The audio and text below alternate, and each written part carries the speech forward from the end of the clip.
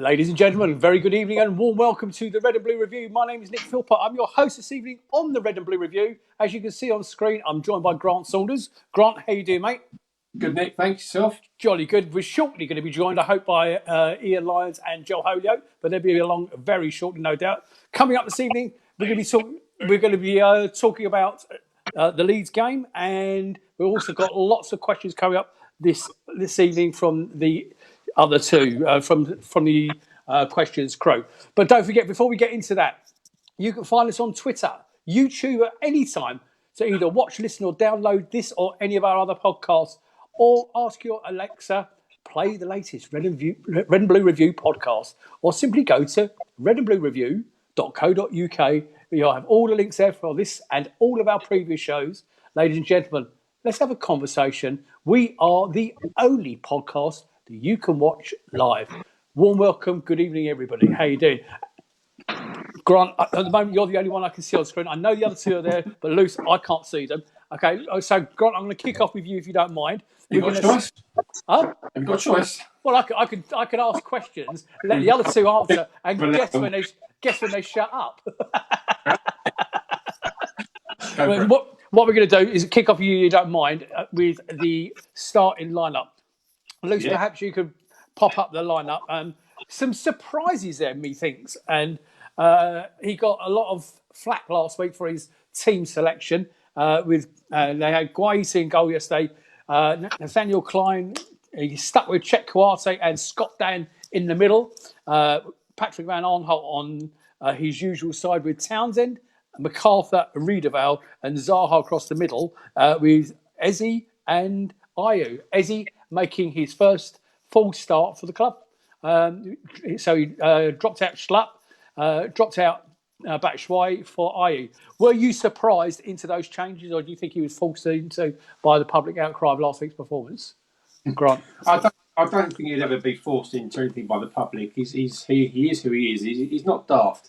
I saw the team and I thought, yeah, I like the team because that was attacking. Yeah, he made some changes and he made some surprising changes, but you just look through the team and there's it's well documented. I actually don't like Klein. That's a personal thing when he left the club, but I'm not going to say it's a case of him proving me wrong. He's always been a good player, but he's just put some great experience in the back there now. I think I'm on my own now. I think Nick's gone as well. But I'm here, mate. No, I thought it was a good lineup. I thought it was attacking, and that's exactly what we need to do against a team called Leeds and the style of football they play. Let's be honest, there's still a championship side in the football they play, a bloody good championship side, which is fast and furious, and we needed to play against that, not just rely on the counter-attack. And I think with the options that we had, with the stability we had at the back, and I mean the front, I won't say 3 or 4, the lineup I'd be frightened if I was a Leeds supporter. Yeah, cheers, mate. The result, wasn't it? Ian Lyons, how you doing, mate? I hope you're well.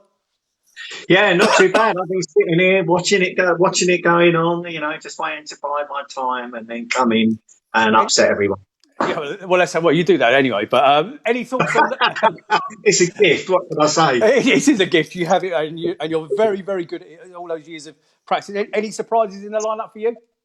Yeah, I'm a little surprised that Bats was dropped for Ayew and Schlupp was dropped for Eze. Clearly, both were okay because they were on the bench. Yeah. But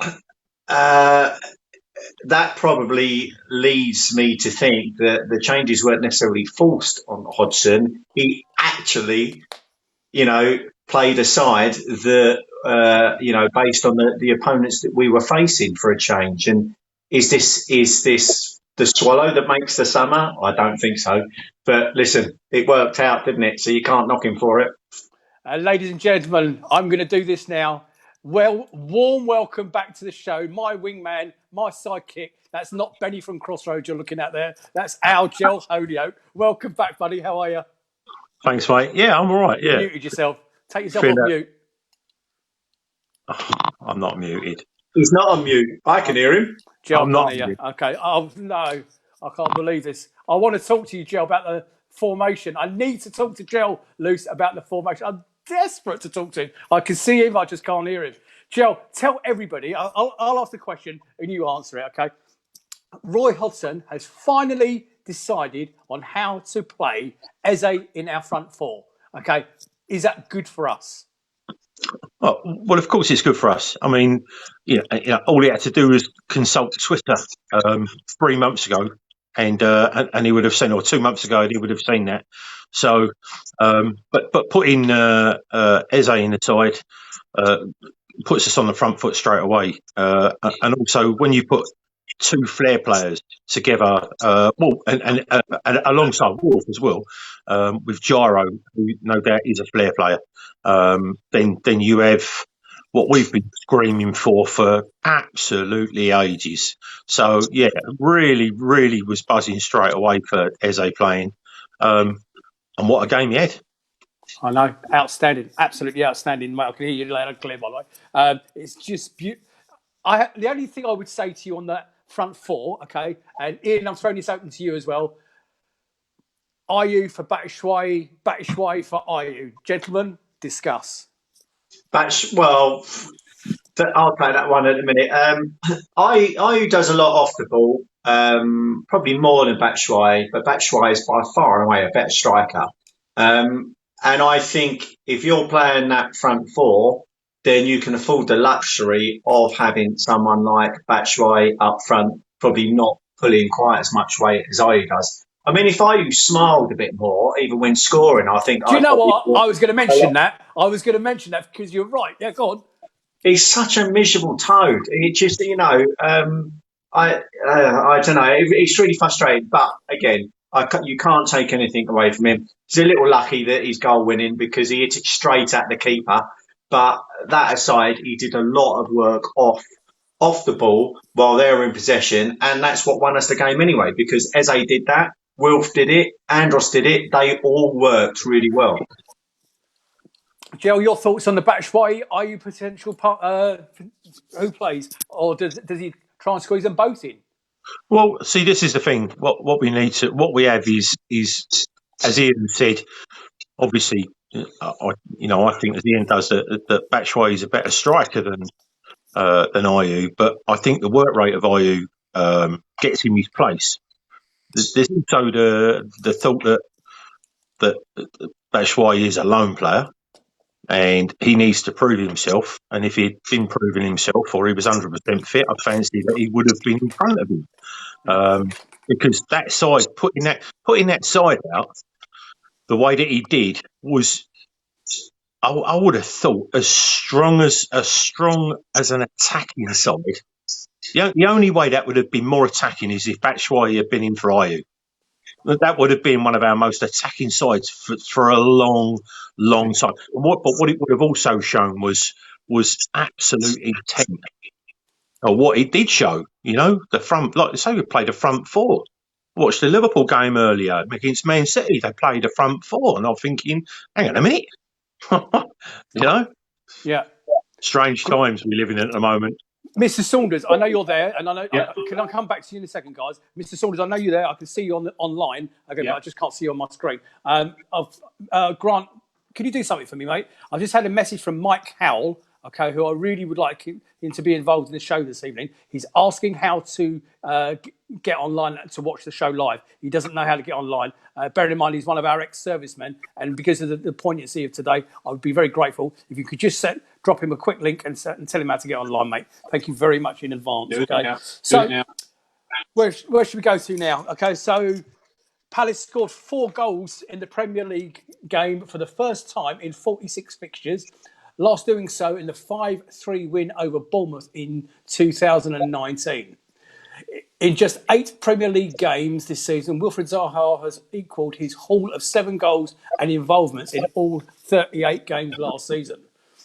As we've already discussed, Roy has made some changes to the side that started at Wolves last time. Jordan Ayew, Eze and MacArthur returned to replace the suspended Luka Milivojevic. Also, worthy of note, Jack Butland was on the bench along with Michy Batshuayi and Jeffrey Schlupp. Very strong bench as well, guys, that we haven't mentioned yet. 3 first-half goals and a fourth for Jordan Ayew, sandwiched by the inevitable consolation goal by Bamford, gave Palace all 3 points. So, okay, who wants to kick off with the first goal? Jel, I know you watched every minute of the game, so I won't be throwing you under the bus tonight. Okay, Jel, talk me through the first goal. Do you know what? Right at this second, I can't think of it. I've better Well, mind. I can do it. I can do it. I can do it as well. All I can see is Wilf's 30-yard no pass. Okay, No look pass. But that was for the second. That was for the third goal, wasn't it? That was for the third and the own goal. The first goal came from the corner, didn't it? But just before the corner, Scott Dan. yeah. So both Wilf and was it Ayew went down as if they'd been shot, both expecting a free kick. Neither was given, rightly so. And then Eze goes over, takes a corner, and whips a beautiful corner. It's nice to have a corner taker in the side for once. And Dan did so well to jump up and get in between two players, and pretty much put the ball where what I would say, and I'll say this out from the start, I think the Leeds keeper is appalling. I think he's cost them quite a few points in the 3 games I've seen them play. Quite a few goals and ultimately points. And he was already in the back of the net before he crossed the line.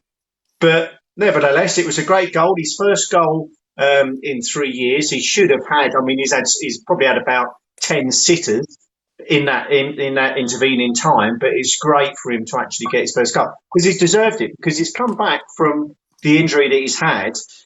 He's stepped up when he's needed to, and he's done really well. I've got to say, he's done really well. Grant, so that goalkeeper will be your number one choice, yeah? You asking me that?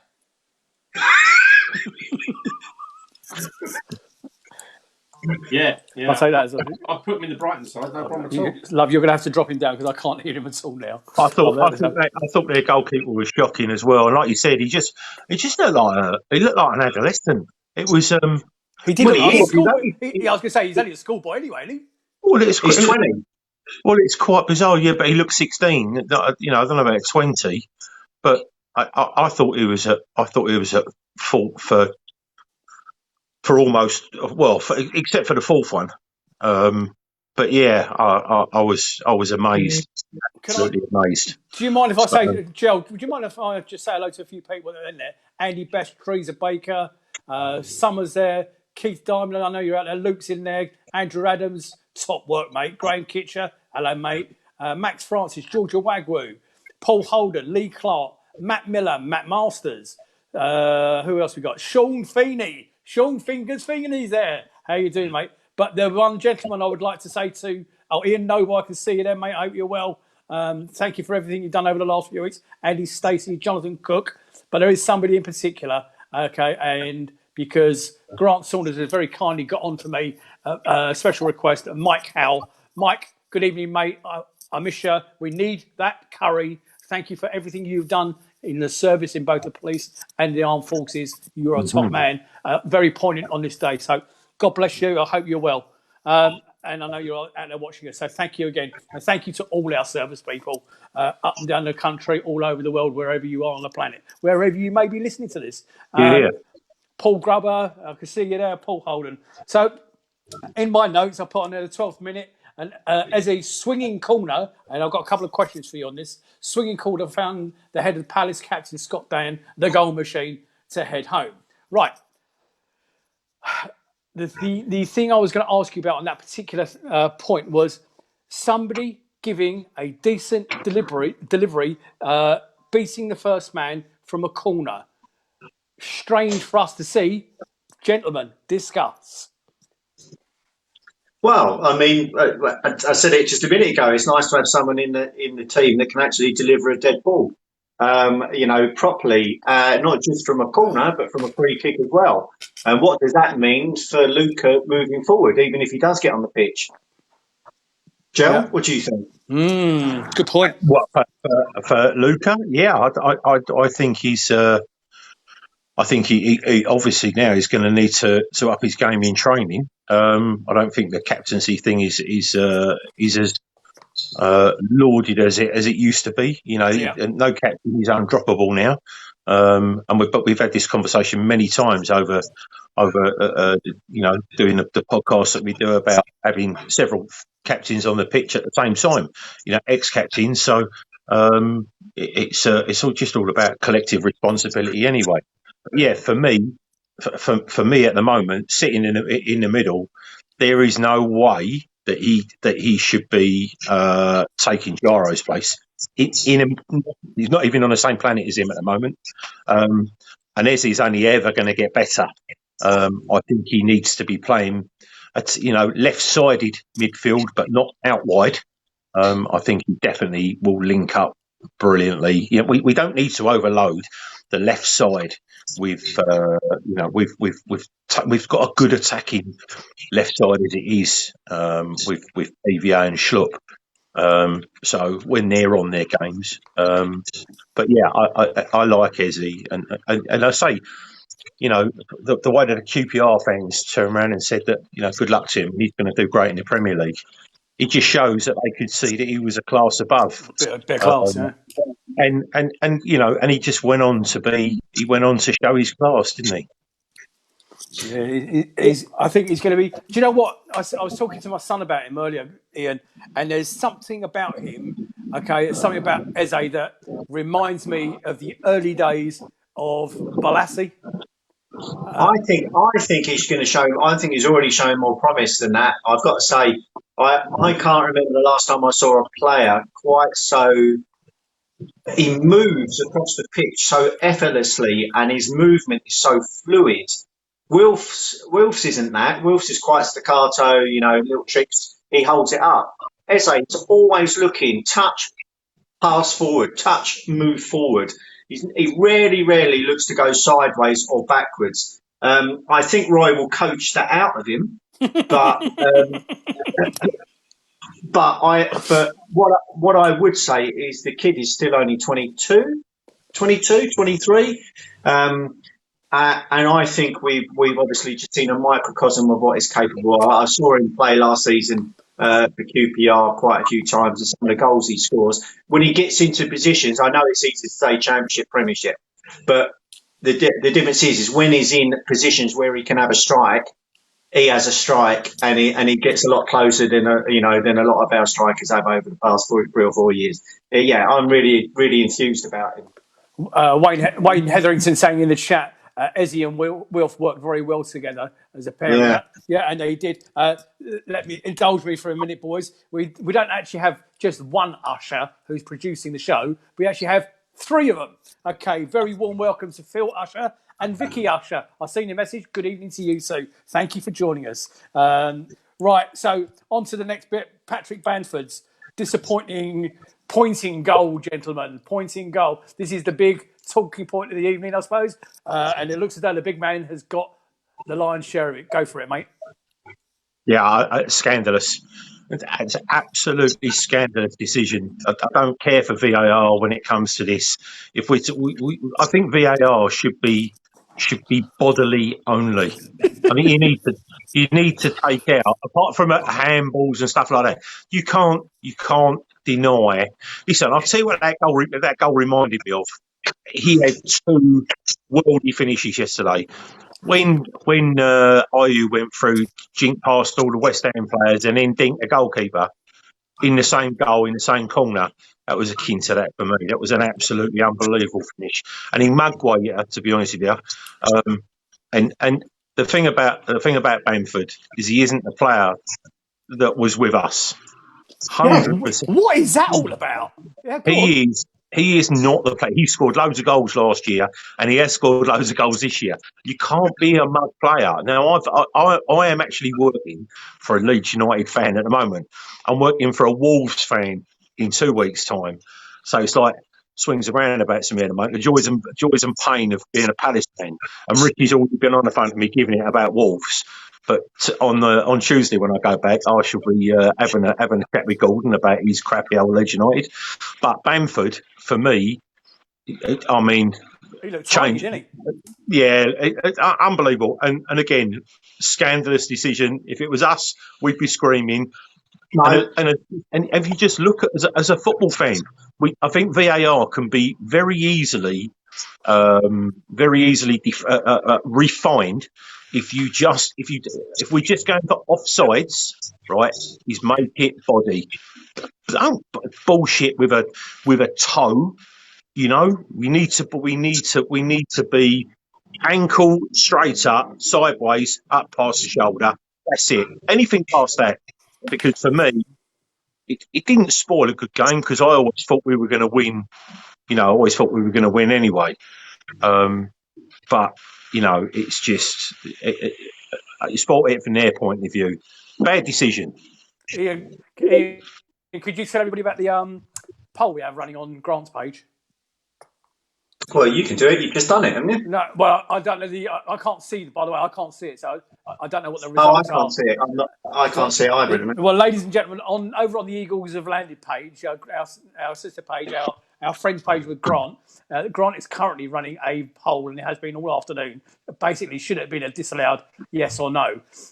Now, the last time I looked at it, there had been something around about 150 votes. If anybody in Facebook lands can have a quick jump on there, put it in the chat for me so I can give out a live feed. But it was something stupid like 140. It should have been allowed, and only me and John Knox, I think it was the two people that said no. Me as well, because I disagree with what Jel's saying. I disagree. I agree with some of it, and I'll tell you exactly why. I'll tell you exactly why. Those that say that we would have complained had it gone against us is completely irrelevant, because those that would have complained had it gone against us are just pissing in the wind, essentially, because it's against the rules, the laws of the game. Right? If we hadn't pointed, it would have been, I'm not taking anything away from the move, the finish, sublime. Okay, but by the letter of the law, it was offside, and therefore it was a correct decision. And that only came in, that T-shirt rule only came in as a result of Mamadou Sakho's disallowed goal against him. What I think people are actually not getting the point and actually arguing for without actually getting it is that we've had 3 goals disallowed in the last 3 games. Perfectly right, because it's against the laws of the game, you know. And you have to have a line somewhere. You have to have black and white in order to say yes or no. Where I think everyone's going towards, but they've not quite crystallised it in the same way, is that the laws need to be changed. Right? The law's not right, but nevertheless, it was rightly disallowed. Okay. What happens is, I think the law should go back to, as Gel's already pointed out, and we had a discussion on this on a post I put on the Red and Blue News yesterday, and forgive me, I can't remember who said it, and he said, look, let's just go back to the toes, whether or not they're offside, and then no one can argue with it, right? But I mean, it is still black and white, but people will always argue about it because people will always have that passion. And that passion and those rose-tinted glasses always blinds them and makes them look silly when they're trying to justify a correct decision, saying we would argue against it. Well, you could argue against it, but it ain't going to change it. It was correct. Joe, I wanted to respond to you in a second. 92.3% of people say no, it should not have been given as offside. Should not, in other words, the goal should have stood. And I believe thank you to Nigel, thank you to Claire Davis. Apparently, the votes are currently running as this: 140 saying one way and only 12 saying the other way. But this is why I was saying about the poll. You know, what we should have done is we should have worded it a little differently. Though that 92.3% said it should not have been given offside. Why? Because it was against the laws. Are they saying the laws need to be changed so that that's what it is. The laws are wrong, okay, but because that's where we're at. The laws are wrong. It should have been given offside, but the laws shouldn't be what they are. That's what it's saying. Jill, do you want to respond? Yeah, I mean, it's 6 of one, half a dozen of the other. It's the thing is, we now putting all we're doing is we've allowed by turning around and saying, oh, you know, I'm arguing for just the body line, and then everyone else, and then but VAR argues for furthest point forward. So what we've done basically is just brought geometry into the game, into a game that's basically almost killed it in a season and a bit. It's killed the. It's not even, the worst thing is it's not even killed the mistakes, because you know sometimes you've had You've had big teams getting terrible decisions against the smaller teams where they've been, half a yard offside. Linesman's kept his flag down. They've scored, and the other side have been robbed in the late minutes of a game, and they lose, and it can be costly. But what we've done is we've brought geometry in, but it hasn't solved anything. What it's done, it's just created as much controversy as what they're trying to clear up. So I just don't understand what it's very, football has become very frustrating. The days of you jumping up and down, screaming on the terraces, and having that pure moment of joy when you look and the referees give the goal, the lino ain't flagged, and it's a goal. And then all of a sudden you can kick off, right? And then the ref goes, "Oh, hang on. Sorry, mate." Probably the most scandalous decision I've heard, right? Two teams I dislike. After the final whistle, Man United get a penalty against Brighton. After the final whistle. Can't be right. But the game's done. The game is done. It's just, for me, it's get this top six, get them out into a different league with Barcelona and Real Madrid and half of the Bundesliga. Just go away and let us have our football back, and give us and take the Premier League away from it and give it back to the Football League. And the sensible people in the Football League will apply sensible laws. Our game has been going for 160 years, and these people have almost fucked it up inside 90 games. Drives me mad.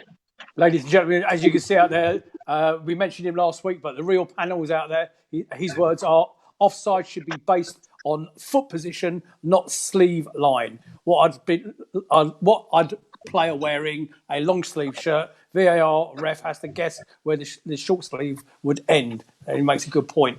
So good evening to you, Paul. And a bit of remiss of me, I said hello to quite a few people. Simon Cribbin, you're out there, I can see you. John Knox, I can see you.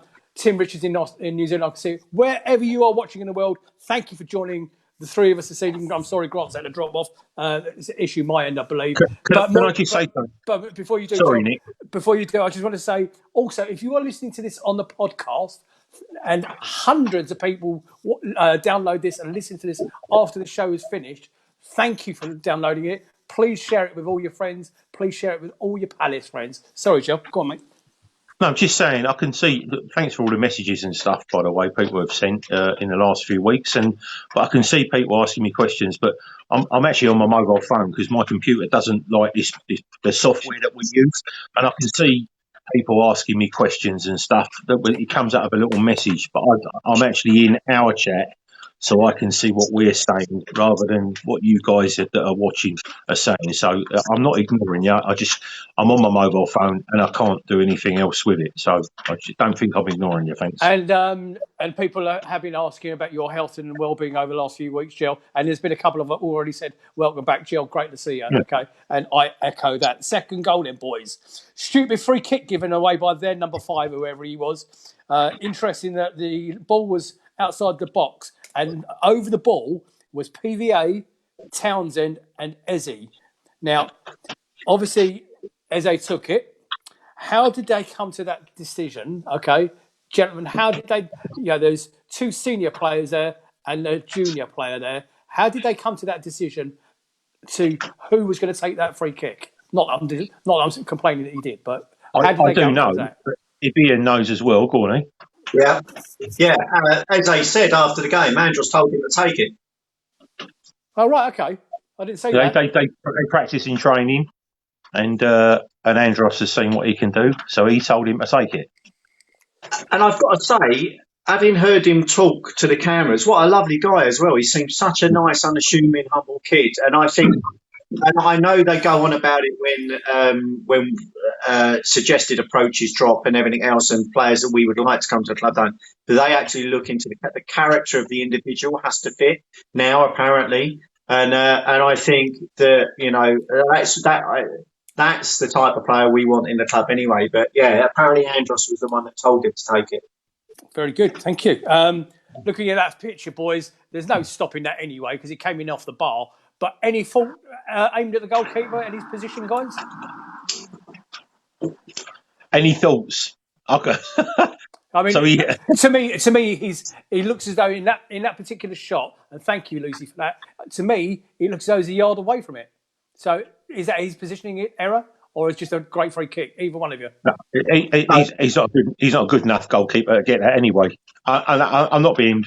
I don't want to be saying too disrespectful, but from what I saw and from the amount of goals that he's been letting in, on a regular basis, 4 against Liverpool, 4 against Leicester, 4 against us. You know what I mean? The guy, he's not culpable for every one of them, but he was definitely culpable, I thought, for 3 of those. Well, no, 2 of those yesterday. I mean, he ain't saving it anyway. Even if he's a yard even further to his right, he ain't saving it. Yeah, I agree. I think no keeper's going to save that, or very, very, very few keepers going to save that. Right, Lucy, can you drop that picture down because I can't hear Ian. Go on, here, I can hear. Yeah, you can hear me. Can you hear me? Can you hear me, Keep going, Nick? Right. So I agree with Joe. I don't think any keeper's going to save that, but maybe he could have been a little bit further over. But it was hit with such venom that it was past him before. I mean, even in that picture, that's already coming down off the crossbar while he's still in the air. So yeah, it was too good a strike. Okay. Right. Okay. So on the 27th minute, Bamford did actually score, racing through onto a flick into the box to bury it past Guaita. At that point, Jel, I'm going to come to you. I think they actually deserved it at that point. Would you not say? I mean, they had the lion's share of possession, and we just, we were lucky it was that they hadn't got one for a start. But I'm telling you now, had anybody else, had any of our players or anyone else in a top 6 side scored that goal, that would be replayed all over the place. Like I said, he is an absolutely completely different player. Listen, I've ridiculed him all week and told my mate how crap he was for us, and he's telling me how good he is, and I said, yeah, but it's a championship side, and I know he's got a hat-trick against a poor side, but anyway, I'm just taking the mickey out of him. But having seen him and I did, and again, this is what I do it. And Ian knows what we've all been to games together. Is I player watched, and as much as I could watch him while I was watching the game going on, he takes up some great positions. He really does, and he has a deft touch now. I mean, to get that ball going forward, then to chest it, and then to volley it. Mate, it was a bit of a worldie. I don't care what people say. If they disagree, I don't care if people disagree. I thought that was a worldie, and it was more than they deserved. Yeah, interesting. Ian, before I come to you, in the chat a minute ago, I asked the real panel, Paul, to send me a stat, anything that we haven't seen so far. And within seconds, this is what the guy sent me back. In our 12 Premier League seasons, 12 goals scored is our best return in the 4 column after 8 games. This is only the 3rd time that we won 2 of our first 4 home games. Mate, thank you so much. 13 points, not to be sneezed at. Where were we? What were we talking about? Talking about Bamford and his second goal. Okay, Bamford and his second goal. But I didn't mention earlier, but in his post-match interview, I don't know if any of you saw that, he was gutted about the first one. Absolutely gutted. I mean, he was, but the irony was, he said, well, I'm supposed to know what the offside law is. Well, if you do, stop fucking pointing, because you were offside. When it comes to the second goal, it was a great finish. He took it beautifully. But I think he's found. We said last week on the show that he'd come back and he'd score a couple of goals. And what he's done is he's found himself a home. He's found himself a team that plays the system and plays in a way that brings the best out of him. If you notice, all his goals are inside the box, exactly where you want your striker to be. But what he's got, but Bielsa plays so many players up front in such a high press that he's always got the chance of making those little runs, making the runs that Gel's just been talking about, and actually being fed the ball in those positions. He's always been I'd say he's always been a finisher, but he never showed that at Palace. But then he was always having to chase down long balls when he was playing for us. Very rarely did he get any decent service. But we've said that so many times about playing under Hodgson. Different strikers at Palace, yeah. Which obviously changed.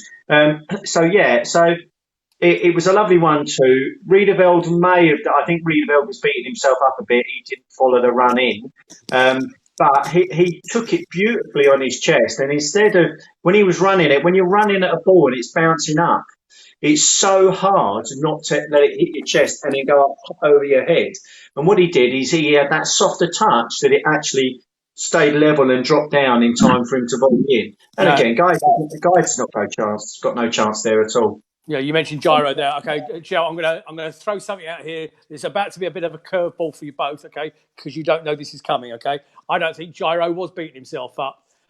Right, okay. In my notes, I want to talk to you. Bear in mind, we've got a positive result here. We won 4-1. I'm not being negative. However, I am going to state something about, and we touched on it last week with PVA. PVA going forward is a great player. PVA defensively, okay, is not so strong. PVA, when he's going forward, leaves a hole in behind him. If you look at Bamford's goal again, Gyro wasn't beating himself up, Ian. Gyro, like Scott Dan and who did I put in there? Like Kouate, both looked along the line and looked at PVA and said, "Where the bloody hell were you?" You left you left. What happened is he was still tracking back for the previous attack, and there was a hole in his left back position. The ball goes out to whoever put the ball into Bamford. Okay, he put the ball into Bamford. Bamford scores. Okay, and both the central defenders and Gyro looked over to PVA and said, "That was your ball. Where are you? Where are you?" Patrick Bamford's strengths and weaknesses, because we're going to come on to one of his strengths in a minute. Okay, please discuss Patrick Bamford going forward. Patrick Bamford as a defender. Go. Patrick Van Aanholt. I said Bamford. I don't care. Van Aanholt is an attacking force and a defender, please. Jel, start with you. Well, I mean, it's the thing is, we all know, we've known for 2 or 3 years now, haven't we, about his prowess going forward. He has got pace. He's got a decent, very good left foot.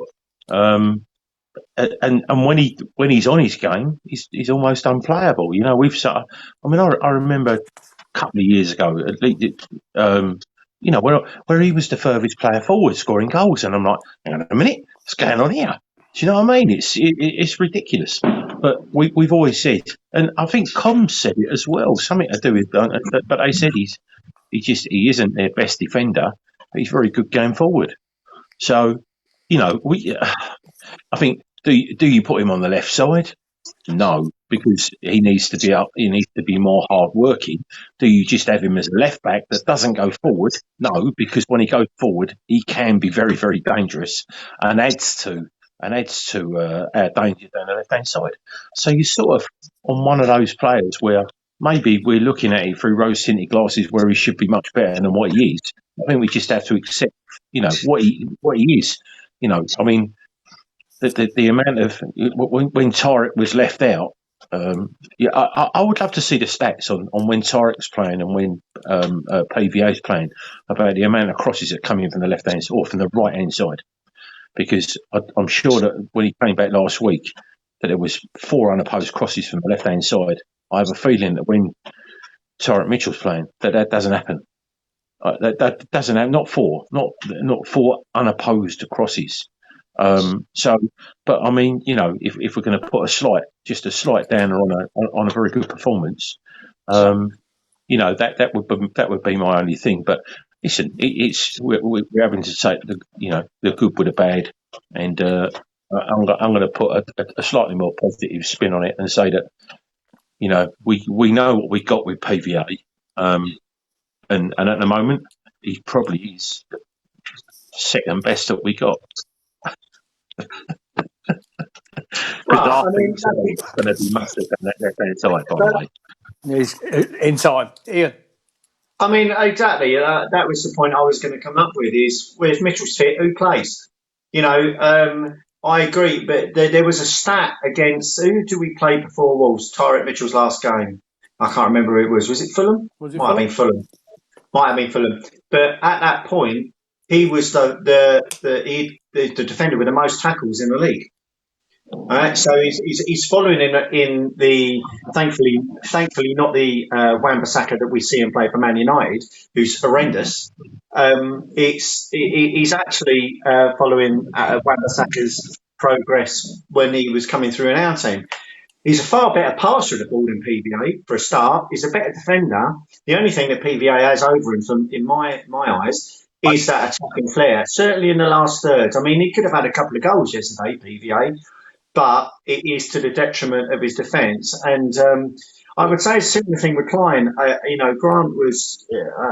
I'm not particularly. I wasn't particularly fond of us signing Klein. He's a solid enough player. He's got the experience and everything else. But again, defensively, he's been found wanting, certainly for the Wolves game and a couple of times for Leeds. But it didn't cost us in the Leeds. So I think that is going to be. It'd be interesting to see where Roy goes with it. I tend to think he'll go with PVA. He'll go with the experience over the youth. But I think I'd be interested to see what people think, and maybe they could put down as to if both were fit, who would they put on the team sheet first? Jel, I'm coming straight back to you, okay? Before I do, Paul Holden has been banging on about the fact that he wants to see PVA as a left winger as opposed to putting Mitchell at left back. He's been banging on about it for weeks and weeks and weeks. So who are you going to drop out to make way for PVA, Paul? Remember what I said to you last time you said it? Just say no. Jel. Yes, point well made. A point very well made about Mitchell's rise within the first team, akin to Wan-Bissaka, because he'd had a few games, and I think his rise is going to be meteoric. I really do. And when you find out that he can actually cross the ball, because he can cross the ball at pace as well, then you'll see that combo of Eze, Gyro, and Mitchell, those left foots going down that left side, that left half of I'm telling you now, that is and then if you add Wilf, because Wilf loves to hug the left hand side as well. You have those four at that pace, and Wilf's 2-footed as well. I mean, that's a scary prospect. And if we don't, just later on after we've cleared up all the points, we do need to talk about Wilf. We need to talk about Wilf, about why Wilf is still here, and what we said that he will still be here. Okay, can we do that? I want to do the next goal first. I just want to. Luke Cooper in the chat has just said Mitchell and Ferguson. That's what he's just come up with. Mitchell and Ferguson. Now, what you got there, Luke, is the future. That is our future. Mitchell and Ferguson, but I don't think we're there yet. Mitchell certainly proved himself worthy. There's a funny noise coming from your background, Jill. I don't know what it is. Have you got a plane going over here or something? Yeah. You might want to send it to fly. Yes. You might want to send it to fly a bit higher. You're really lucky that it's raining and all the fireworks are out. So right, okay. So 43rd minute, okay, own goal by Helder Costa. Now, okay, so we're talking about the strengths and weaknesses of PVA. And by the way, ladies and gentlemen, I did that for a discussion point, not to create negativity. What I like to do with these two in particular is wind them up, and they just run away like spinning tops, okay? And it worked perfectly well. One side, one the other side, and it always works. And this is why I love having them both together. Okay, so Helder Costa, great quality. I want to talk about Wilf's. You wanted to talk about Wilf, we'll do it now. Wilf's switch ball. So he's in front of the dugouts and he's facing one way, and he's switched the ball down his left-hand side for PVA to run onto. Okay, who's shot towards goal, got turned in by Costa. To me, it's both sides of PVA's game in a nutshell. Jill? Well, it's, that no-look pass. I mean, it's not just a no-look tap either. It's a 30-yard ball at pace into a runner who doesn't have to break stride. And it's just a bit of genius. And luckily, it was picked up by comms, and people have been buzzing about it since. But I mean, I think this is probably pretty much typical of the way that Leeds. What happened to Leeds yesterday was that he's not tried to shoot PVA. He's tried to cross it. Costa's slid in, and it's quite probably going to be the most bizarre own goal of the season.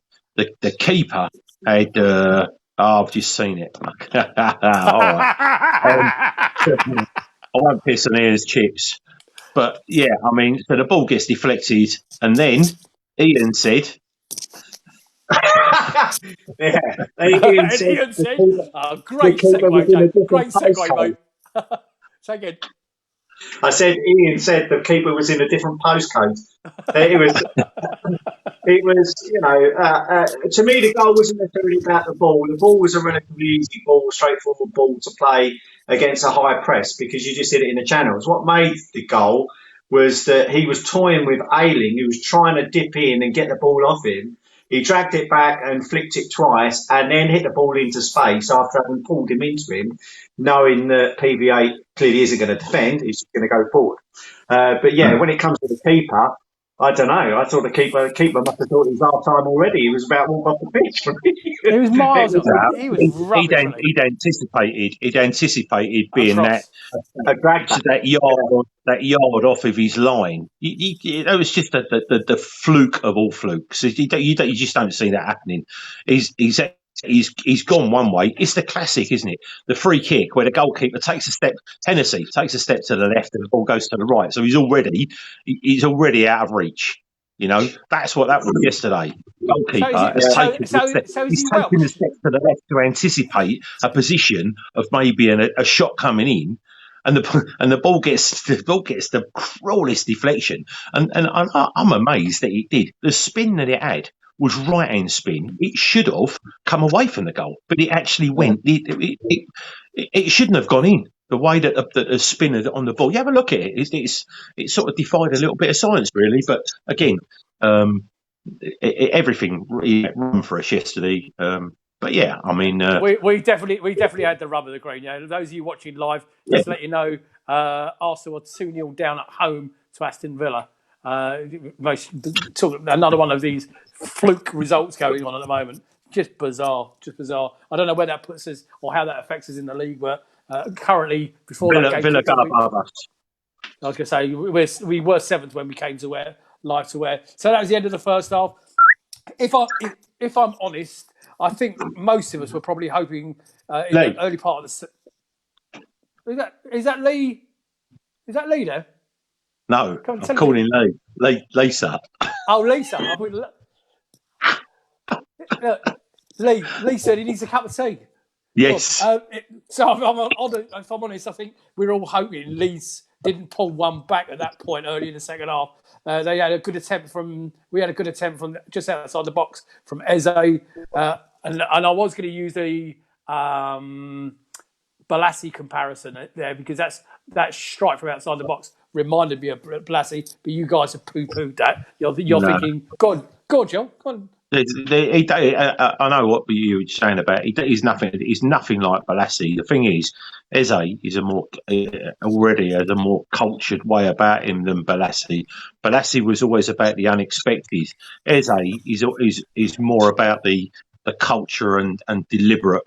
Eze knows exactly what he's doing. Balassi didn't even know what he was doing. As soon as he put that shirt on and they blew that whistle, until the 90 odd minutes had finished, I don't think he knew what he was ever doing. But Eze, he's on it for me. He's on a different level, like a different level. But then he's a different player, you know. Yeah. So yeah, I think to compare the two, he's slightly unfair. But yeah, if he was just an out and out winger, then I would say that Balassi was a better winger. But he's not because he isn't a winger. So. Okay, so I'm going to move this on a little bit, boys, because I've got lots of questions to get through as well. So chances at both end, one for Click and one for Zaha, respectively. But in the 70th minute, Ayew seals it. Talk us through the Ayew goal, please, and the way Ayew let the ball run across in front of him. Ian? Actually, it all started from Riedeveld breaking down or cutting out a Leeds break, goes out to Chiarte. Chiarte feeds the ball into Wilf. Wilf runs down the line, does well, draws some players out, and then plays a beautiful ball threads it through into the penalty area. And Ayew does his best to miss it. and hits the keeper off the keeper, off the post, in the back of the net. And at that point, it's 4-1. So and he still can't smile, and he's still got. He's a miserable bastard, isn't he, Jill? isn't he? Just I don't get it. He's actually more miserable than me, which is really saying. I don't know about that. Arsenal were 3-0 down, by the way. No, they're not. Are they? Yes. Are they? Yeah. Is that Ollie Watkins again? I don't know who it was. God, strange results. To like me, I said, I just. Well, actually, let's just break away because we're going to finish up on the game now anyway. But Lucy has just sent me a message showing us the current. Yeah, it was Watkins. The current Premier League standing. It is like something out of the 70s. Leicester top, Tottenham second, Liverpool third, Southampton fourth, Chelsea fifth, Villa up to sixth, Everton seventh, and Palace eighth. What is all that about? I mean, it's just like we're living in.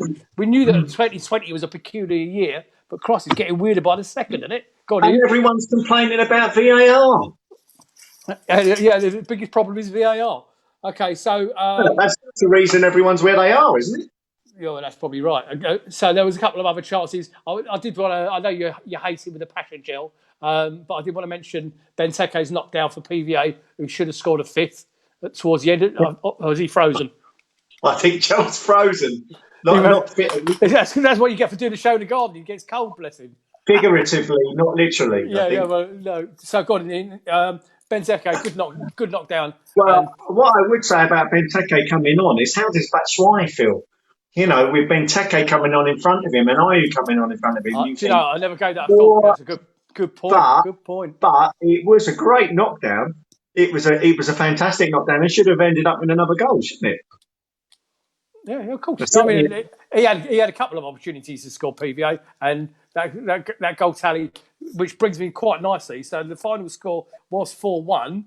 Ian, did that scoreline flatter Palace? I thought they were a good team going forward. Do you know what? It didn't flatter us because we could, apart from the disallowed time and the goal, they didn't really threaten us much at all. But we were a constant threat. Not only did we score those 4 goals, PVA possibly could have had another couple as well. So it wouldn't. 4-1, I think, was a relatively fair result. What I would say is, had that first goal not been disallowed, it could have changed the way that the game would have gone. But there were always going to be goals in that game because it was such an entertaining first half. Both teams were set up to go for it. So maybe it would have ended up 5-3 instead.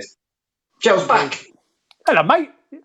Hello, right. dude. Yeah, before I come to you, Gel, I want to say hello to Michael Herman out in the chat. Do you know, out of everybody that I know, apart from anybody in my family, I've known that bloke longer than I've known anybody else on the planet. It's got to be 50+ years. Evening, mate. I hope you're well. Hope the family are well. Gel, how do we get Batshuayi back into that starting lineup? Okay, do we go with Benteke, your favourite player, or do we go with Ayew? We've got 3 options there. I mean, at the moment, it's hard to. I mean, Ayew gets his goal, works hard. Benteke.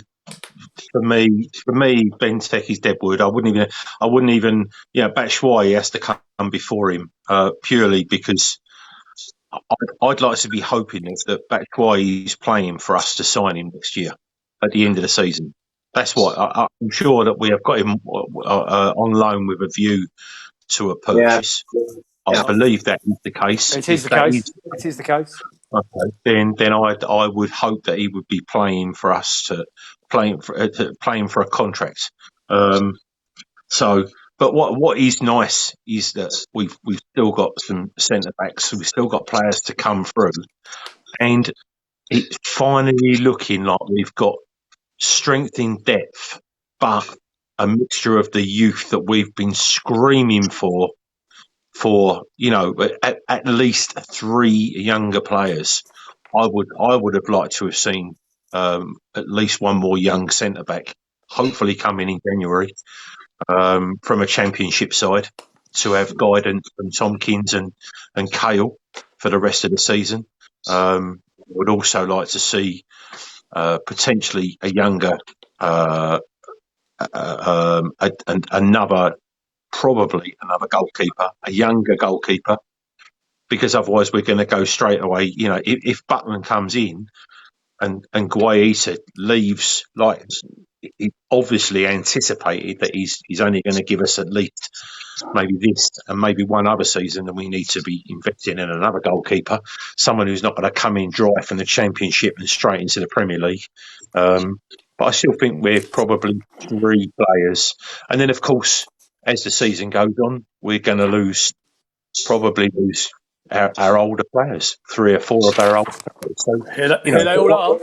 But what we have done, and I believe we have a very, very long list of players that are out of contract at the end of this season. A very long list of players. Well, that long list there. Yeah, so I think we've done... Including your Guaita that you just mentioned. You say about him giving us 1 or 2 years. That's not the case at the moment. His contract expires in June, Joe. Yeah, but what I'm saying is I do believe that we will get, you know, a few more signatures. But I think that, listen, we've been screaming for younger players, and at the moment we're getting younger players. We've been screaming for players to come through the academy. We've got another one come through the academy.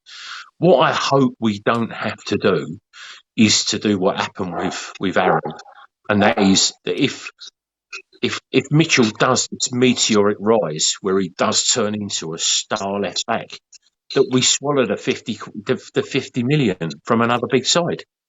Yeah. You know, eventually we have to stop selling our players just for a little bit, and it will give us a chance of a bit of success. Okay, so to both of you then, because obviously we're not going to be here next week, even if Mr. Glance, we can see a Lord Glance. So for as we're not here next week and next match fixture is away at Turf Moor, what do we do about this squad of ours? What do we make any changes for that game? It's something that Ian Noble just put up in the chat. How do we check? What do we do? We've got all these players: Butland, Cahill to come back, Sacco, McCarthy, Schlupp, Benteke, Batshuayi. Boys, we are spoilt for options. We've never said this before. Okay, Paul Holt just said in the chat, Young Banks is knocking on the door. What changes do we make for Burnley game, ladies and gentlemen in the chat? I want your answer as well, please. What would you do? What would you do out there, Jel? Anything? You cannot change that side unless it's for an injury. You cannot change that side. That's the impetus that we were looking for at home. But what we generally do is set up for, you know, that side is not set up to defend. That side was set up to attack. And I've said for ages, said it yesterday, so every single time, you know, you score one, we score more. You know, yeah. Our best form of defence is attack. We've got our best side we've had for such a long time. We've got the experience, guile, now we've got a bit of flair, we've got pace, we've you know, and if one of our forwards decides to start banging in goals, you know, there's no reason why we should be bottling it again and going for this, you know, aiming for that sixth place. Well, Wayne has just said in the chat, don't change the team, but more importantly, don't change the tactics. I think that's I think we were all excited about that yesterday. Well, I think someone put some THG in Roy's tea yesterday, and the players just decided they were going to. I think one of the forwards picked the side yesterday. Right. Questions from the audience. Thank you, Andrew Adams. Thank you, Nigel Croucher, Graham Kitcher. I've got all of yours here in front of me. Right. Okay. Ian Noble, I've got yours as well. Ian Noble, let's start off with his. He said, glass full or glass half empty this week, gentlemen?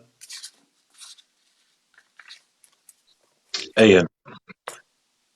Did he say glass full or glass half empty? He said glass full. I think he meant half full or glass half empty. Yeah, well, I would say mine's half full. Jel? Paul's just asked in the chat, Jel, he's missing your milk. Is your milk half full or half empty? I'm on the milkshake brings all the followers to the chat. I just... At the moment, it's going in a direction that I'm happy with. So, it's, half full, half empty, 6 of one, half a dozen of the other, whatever euphemism you want to add to it. At the moment, we are now moving forward as a squad. Still ain't moving forward as a stand, though. Telling you, mark my word. Oh, okay. Now he's touched on the stand, ladies and gentlemen. I watched it all live on Thursday evening. And if you don't know what I'm talking about, very quickly, there was a planning meeting, a socially distanced planning meeting that was available online for you to watch. And I know there's one or two of you did watch it. Okay. And basically, the big news from Sellers Park this week, okay, or it probably comes through a few weeks ago, that we just didn't know about it. The news that we needed, because we couldn't go forward with the new stand until such times as we got the approval from the mayor's office. Okay, that approval has now happened. Okay, so we now have Mayor of London approval for the stand. Going forward from that, there are certain regulations and stipulations on something called a Section 106, and Section 106 is they're just tick boxes basically that needs to be covered before any bill can really start. And one of them is to do with a couple of the houses down in the corner of the Holmesdale Road, whatever that name of that road is. They're going to be compulsory purchased. The compulsory purchase order can now take place with the approval of Croydon Council, okay, because that's what the meeting was about on Thursday. That is not planning permission approval or anything like that, okay, because that's going to follow. That will happen. We will get planning permission for the stand. But the Section 106 is the most important thing, and that is, and what has to happen with that is that the builders have got to give the residents or the owners of those properties 12 months. That's what the 106 is actually stipulating, 12 months to vacate. Doesn't mean they can't start building the stand within that time, because they can, because they're going to get approval to build it. Now they've got the mayor's approval. It's to give the residents or the owners of those properties 12 months to vacate, okay? And that's a legal obligation that they need to fulfil. That doesn't stop the building of the stand, because obviously it's right in one corner of the Holmesdale. I believe that's where the fan zone is going to end up, is down in that bottom corner of the Holmesdale Road end anyway. So that's the good news, is the stand is moving forward. Gel's very pessimistic about the build of the stand. We had a conversation about it in the week. I'm more optimistic now than I have ever been. Me and him, ladies and gentlemen, those of you who have watched Gel and I over the years, and we've been doing this some time now, we both agreed, and it looks as though I could be wrong, that I actually said it will never happen. There's a change. It will never happen in my lifetime. Well, now I'm not so sure. Gel, your thoughts? 2025, 2027. So yeah, you could be right. It might not be in your lifetime, Nick. When are we? You know what it's like, mate. If you've got any kind of problems, any kind of health problems, it's COVID, mate. Yeah, Michael Herbert just said the same thing in the chat. All with COVID, yeah. Thanks, guys. I'm very sceptical on where we are going to get £150 million from to build this stand. Houses as well, I believe. Borrow it. Well, just borrow it. It's 0%, isn't it? It's free money. If there's any time to borrow money, it's now. Let's be honest. Yeah, I'm again. Whatever. I mean, obviously, I have a vested interest in stuff that this stand's been going a long time. You know as well as I do that. I'm not going to say what I wanted to say. So anyway, I will be amazed if that stand is built by 2021. If it's there, if it's up before 2025, I'll be surprised. I'll be amazed. Graham Daniels and Andrew Adams in the chat. Yes, you're both right that the planning permission will only last for 5 years. But like with all planning permission, obviously, if your planning permission expires after 5 years, you just reapply for submitting the same plans, and it'll get approved again, same as it would do on a domestic plan. Right, I've got a strange question for you, but it's a good question written to us by Andrew Adams. Andrew says, "We know Steve Parish is a big Brexit supporter. We don't normally cross into politics. We know Parish is a big Brexit supporter, but will Brexit be a blessing or a hindrance for the club in recruiting overseas players?" Any thoughts, boys? I'll take that. Well, we don't recruit any overseas players, so that's fine. It would suit the academies just fine. Luka Milivojevic is my answer to that. Jill. And Max Meyer, neither of which are in the side. Next. Next question. Okay. Kouate, stick in central defence or when everybody is fit? Yes or no? No. Put him back in midfield where he is. I like him there. Ian, your thoughts? Yeah, I know. I completely agree. There's no way you can keep Cahill or Tompkins out if they are fit. What I would say is then who goes in midfield? And sadly, I think at a minute it's going to be Jimmy MacArthur. Really? Well, you can't drop Riedewald. How can you drop Riedewald? No, I agree. What, you're going to drop? You drop Jimmy Mack, your engine room. Well, Jimmy Mack for Kouate in the midfield. Yeah, but you and I have just both said that Kouate in midfield, right? So yeah, no. But what I'm saying is, Riederveld's a better player at the minute. Riederveld and Jimmy Mack. Riederveld's almost. I'd say Riederveld and Kouate are my players of the season so far.